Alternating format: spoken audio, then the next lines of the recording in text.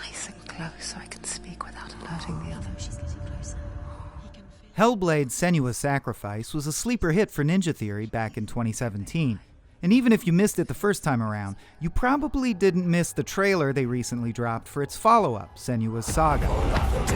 It was hard to miss. Senua's Sacrifice, which serves as a sort of extended prologue to this larger story, was short and decidedly not sweet.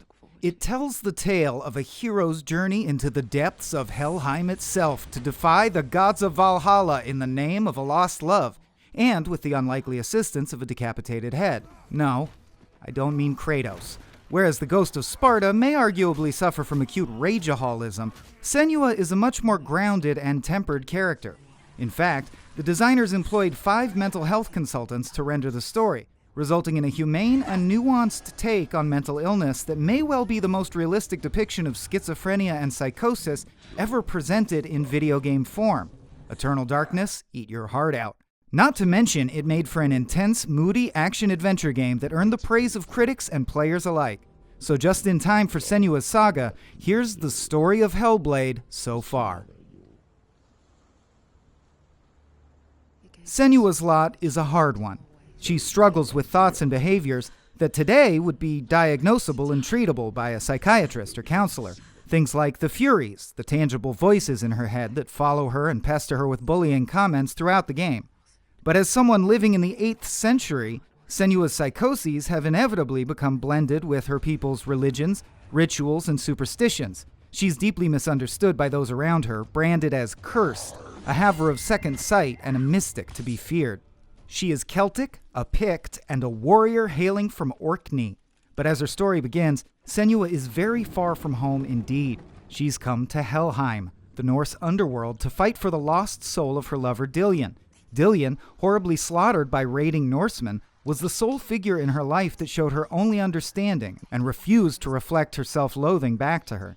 Flashbacks to his rational, even way of helping Senua persevere through emotional episodes are some of the only bright spots in the game's narrative, and it explains her absolutely unwavering need to recapture his soul from Hela, goddess of the realm of the dead, even if it costs her her own.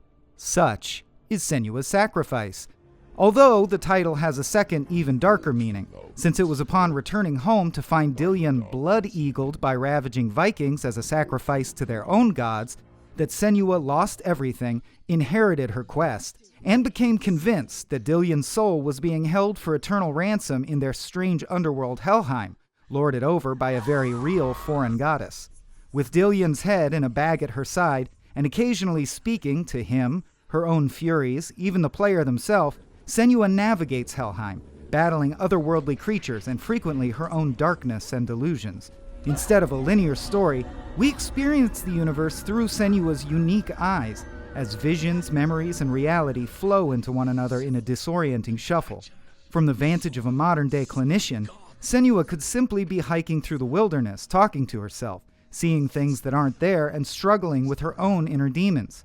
But to Senua, and to us, she is plumbing the depths of hell to battle darkness incarnate and slay the gods of her enemies. Her unique sight allows her to dispel illusions, unseal runic doors, even fix fallen bridges, all the while fighting the darkness that symbolizes her worst self, and which creeps further up her arm towards her head each time she falls in battle. Her Virgil-like guide through Helheim is the spirit of a man named Druth, who lives on either as memories of the stories he told her, a literal ghost, or both, depending on your interpretation. Druth regales us with epic Norse myths like Balder and the Mistletoe, although a decidedly different Balder than Kratos encountered.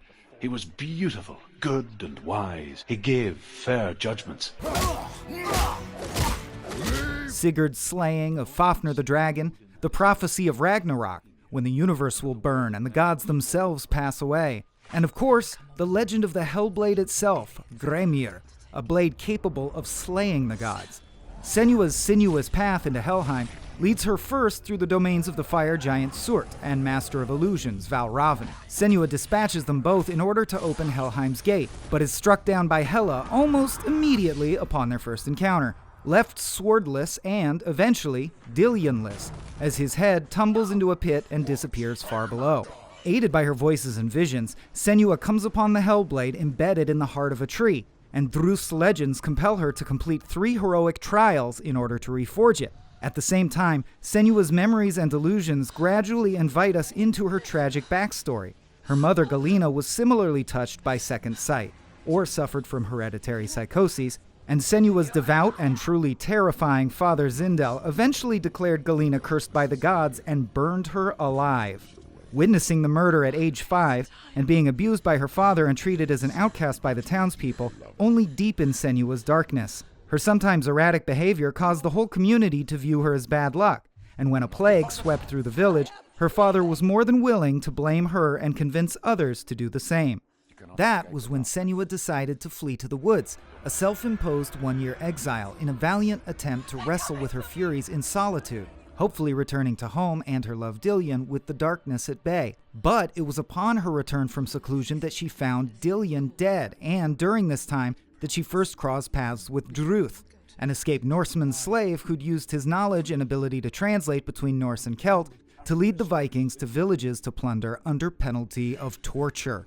Likewise, scarred by his own guilt, Druth takes a liking to Senua, and we can assume that the many stories she carries in her head are a gift of their time together. But not all voices are a gift. Terrorized by her own self-loathing, the stigma her people assigned her, the torture of her mother, the trauma of an abusive father, and the constant confusion sown by her own inner furies, Senua slogs on through Helheim, descending into lakes of blood, navigating pitch-black caverns, cutting down dozens of enemies, and ultimately killing the nameless beast that guards hell and looks kind of like the Scare Bear from Annihilation. Senua finally comes face to burned mom face with Hela, ready to battle, die, even trade her own soul if it will free Dillion's, Hellblade in hand and fully ready to rock.